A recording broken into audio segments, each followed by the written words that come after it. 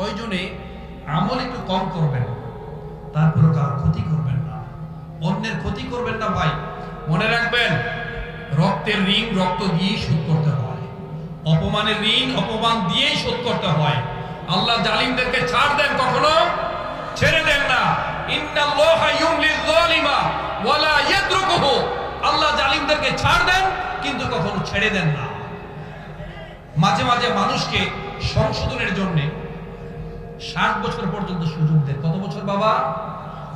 আপনাদের যাদের বয়স 60 ক্রস করেছে, 70-80 হয়েছে, গনিমত মনে করেন, সময়টাকে কাজে লাগান। আমার প্রিয় ভাই মুফতি রাফি বিন মনির কত চমৎকার করে বলে গিয়েছেন, রাতের পর রাত যুবক যারা তোমরা আছো, এই ফেসবুক শরীফ নিয়ে তোমরা বসে থাকো, সময় নষ্ট করছো। কাল হাসরের দিন তোমাদেরকে জিজ্ঞেস করা হবে, how have you spent your valuable time, সময় কিভাবে তুমি ব্যয় করেছো। এই সময়ের জবাব দিতে দিতে আপনি পেরেশানি পড়ে যাবেন। আপনারা কি জানেন পৃথিবী থেকে সূর্যের দূরত্ব প্রায় 15 কোটি কিলোমিটার। এই সূর্য যেই অবস্থানে আছে, যদি একটু নিচে নামতো পৃথিবী সব পুড়ে ছাই হয়ে যেত, আর যদি আরেকটু উপরে উঠতো তাহলে পৃথিবীর সমস্ত এরিয়া বরফে আচ্ছাদিত হয়ে যেত। আল্লাহ এটার চেক এন্ড ব্যালেন্স করেছেন কে? সুবহানাল্লাহ বলবেন না? ওখানকার তাপ মাঝে মাঝে আমাদের দেশে যা অসহনীয় হয়, টোটালি আনবিয়ারেবল। আর যদি কেউ আরব কান্ট্রিতে যান, সহ্য করতে পারবেন না। সেই সূর্য আপনার মাথার উপরে চলে আসবে কাল হাসরের দিন, কিয়ামতের ময়দানে আপনার মাথার উপরে চলে আসবে, মগজ গলে গলে পড়তে থাকবে, আপনি অস্থির হয়ে থাকবেন, আপনি চারদিকে অন্য হয়ে ঘুরতে থাকবেন, পালাতে থাকবেন আপনি। এখনো সময় আছে ভাই, সময়টাকে আমরা কাজে লাগাই। যুবক ভাই এখনো সময় আছে, মনে রাখবা, মানুষ তোমাকে নয় তোমার অবস্থানকে ভালোবাসে, তোমার পজিশনকে ভালোবাসে। এই পৃথিবীতে কেউ তোমাকে জায়গা করে দিবে না, তোমার জায়গা তোমাকেই তৈরি করতে হবে। পৃথিবীতে তোমাকে হুঙ্কার দিয়ে জানান দিতে হবে, আমি পৃথিবীতে এসেছি, আমার জায়গা আমাকেই করতে হবে। 98% মানুষ, তুমি যদি রাস্তার পাশে পড়েও থাকো, they don't have any kinds of headache, তাদের কোনো মাথা ব্যথা নেই। মনে রাখবে, জীবন বদলে যায় সময়ের সাথে, সময় বদলে যায় সম্পর্কের সাথে, সম্পর্ক কিন্তু বদলে না আপনজনের সাথে। তবে মাঝে মাঝে কিছু আপনজন বদলে যান সময়ের সাথে। আপন মানুষ সবচেয়ে বেশি পরিবর্তন হয়ে যায়। আপন মানুষ চেনা বড়ই দায় রে, আপন মানুষ চেনা বড়ই দায়, আপন মানুষ চেনা বড়ই দায় রে, আপন মানুষ চেনা বড়ই দায়।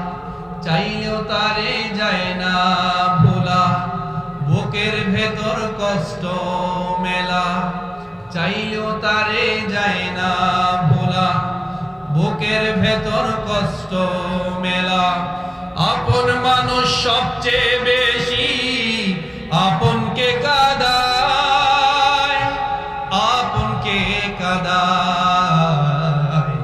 আপন মানুষ চেনা বড়ই দায় রে, আপন মানুষ চেনা বড়ই দায়। ঠিক কিনা ভাই? আমরা দয়া করে সময়টাকে কাজে লাগাবো, সময়টাকে প্রপারলি ইউটিলাইজ করব। সময়টাকে আপনি সম্মানিত করেন, সময়টাকে আপনি প্রপারলি ইউটিলাইজ করেন। সময়টাকে যদি আপনি সম্মানিত করতে পারেন, দেখবেন সময় আপনাকে সম্মানিত করবে, সময় আপনাকে সারা বিশ্বে পরিচিত করবে। তাই ভাই, আসছে পবিত্র রমাদান মাস, holy Ramadan, the holy Ramadan is knocking at our door. Ramzan মাস আমাদের দরজায় কড়া নাড়ছে। আসলে ভাই, নবী করিম সাল্লাল্লাহু আলাইহি ওয়াসাল্লাম এবং সাহাবীরা 6 মাস আগে থেকে ওয়েট করতেন কখন রমাদান আসবে। আসলে এই যে একটা এখন কি মাস চলছে আরবি, শাআবান মাস, তাই না? আল্লাহ রাসূল সবচেয়ে বেশি রোজা রাখতেন এই শাআবান মাসে। আপনারা এখানে সোমবার এবং বৃহস্পতিবার কি রোজা রাখেন?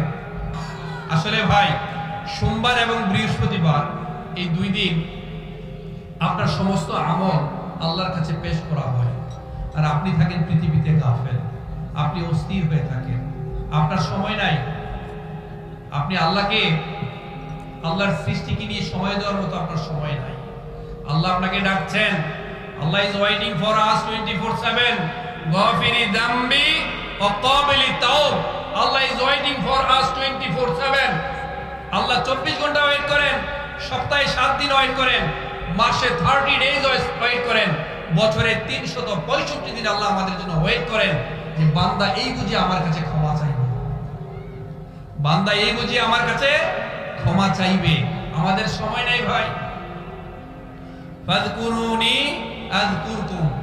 আমরা যদি আল্লাহকে স্মরণ করি, আল্লাহ আমাদেরকে স্মরণ করেন। কি আল্লাহ আমরা পেয়েছি, কিন্তু আল্লাহকে স্মরণ করার মতো সময় আমাদের নেই ভাই। দয়া করে আমরা সময়টাকে কাজে লাগাই। আসছে পবিত্র রমাদান মাস। আল্লাহ রাসূল সাল্লাল্লাহু আলাইহি ওয়াসাল্লাম সাহাবীরা 6 মাস আগে থেকেই এই রমজানের জন্য ওয়েট করতেন, অপেক্ষা করতেন কখন রমাদান আসবে। তার মূল কারণ হচ্ছে আগেকার দিনের মানুষরা, আগের দিনের নবী রাসূলরা 1000 বছর বয়স পেতেন, 1000 বছরেরও বেশি সময় পেতেন, আর আমরা এত অল্প সময় পাই। আমাদের সময় তো মাগরিবের আজান আর ইকামতের এই মাঝখানের সময়টুকু, ঠিক কিনা? এরপর আমাদের হুঁশ ফেরে না, এরপরে আমরা আত্মনিমগ্ন হতে পারি না, অন্তরের আমির সাথে সংযোগ স্থাপন করতে পারি না, আত্মার সাথে পরমাত্মার সংযোগ স্থাপন করতে পারি না, আল্লাহর সাথে কানেক্টিভিটি বাড়াতে পারি না, পবিত্র কোরআনের সাথে সুসম্পর্ক তৈরি করতে পারি না। তারা ওয়েট করতেন, 6 মাস আগে থেকে ওয়েট করতেন কখন রমাদান আসবে। রমাদান আসছে, রমাদানের প্রত্যেকটা হুকুম আহকাম পালন করেছেন। পরবর্তী 6 মাস তারা ইস্তেগফার করতেন, কান্নাকাটি করতেন, আল্লাহর কাছে ক্ষমা চাইতেন। হে আল্লাহ, হে আল্লাহ, আমরা কি রোজা ঠিকভাবে সম্পন্ন করতে পেরেছি? আমরা কি আমল করতে পেরেছি? ভাই, একটা কথা খেয়াল রাখবেন, আল্লাহ আপনার উপর দয়াশীল কিনা, আপনাকে ভালোবাসেন কিনা, সবচেয়ে বড় প্রমাণ কি জানেন? আপনি যদি পাপ কাজ থেকে বিরত থাকতে পারেন, আল্লাহ যদি আপনাকে পাপ কাজ থেকে বিরত রাখেন, তাহলে আপনি বুঝবেন আল্লাহ আপনাকে ভালোবাসেন, আল্লাহ আপনার প্রতি দয়া করেছেন।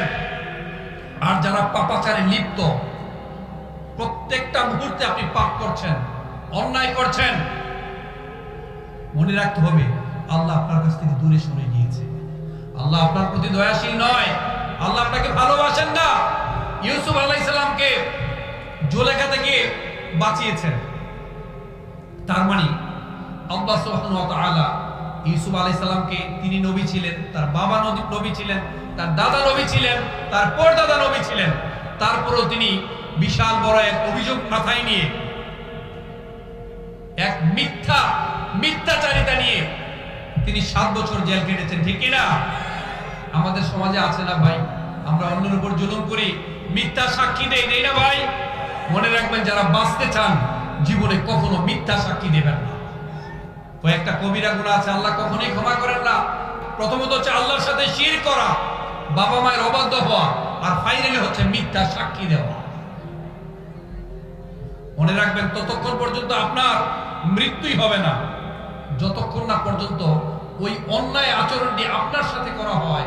পরকাল তো অনেক পরের বিষয়, দুনিয়াতে থাকতেই আপনাকে ভোগ করতে হবে। মনে রাখবেন, রক্তের ঋণ রক্ত দিয়েই শোধ করতে হয়। মুসোলিনি একজন স্বৈর শাসক ছিলেন, মুসোলিনি একজন স্বৈর শাসক ছিলেন ইটালির। তাকে হত্যা করার পর, আমি যতটুকু জানি, তাকে হত্যা করার পর 5 রাস্তার মাথায় গাছের সাথে ঝুলিয়ে রাখা হয়েছে, ওখানেই পাখিরা খেয়েছে, পশুরা তাকে খেয়েছে। রক্তের ঋণ রক্ত দিয়েই শোধ করতে হয়, অপমানের ঋণ অপবাদ দিয়েই শোধ করতে হয়। তাই ভাই, সময়টাকে কাজে লাগান। এই রাতে, প্রতিদিন রাতে আল্লাহ সুবহানাহু ওয়া তাআলা একজন ফেরেশতা নিয়োগ করেন, রমাদান মাসে নিয়োগ করেন, ইয়া বাগিয়াল খায়রি আকমিল ওয়া ইয়া বাগিয়াশ শাররি আকসির। সময়টাকে যেন প্রপারলি পালন করতে পারি। The holy Ramadan is knocking at our door. Ramadan মাস নক করছে আমাদেরকে, আমরা যেন আরো দায়িত্বশীল হই, আমরা যেন সচেতন হই। আমি যা বলছিলাম, এই রাতে আল্লাহ সুবহানাহু ওয়া তাআলা একজন ফেরেশতা নিয়োগ করেন, তিনি সব সময় ডেকে বলেন, ইয়া বাগিয়াল খায়রি আকবিল ওয়া ইয়া বাগিয়াশ শাররি আকসির। হে কল্যাণের পথযাত্রী, তোমরা কল্যাণ করতেই থাকো, ভালো কাজ করতেই থাকো।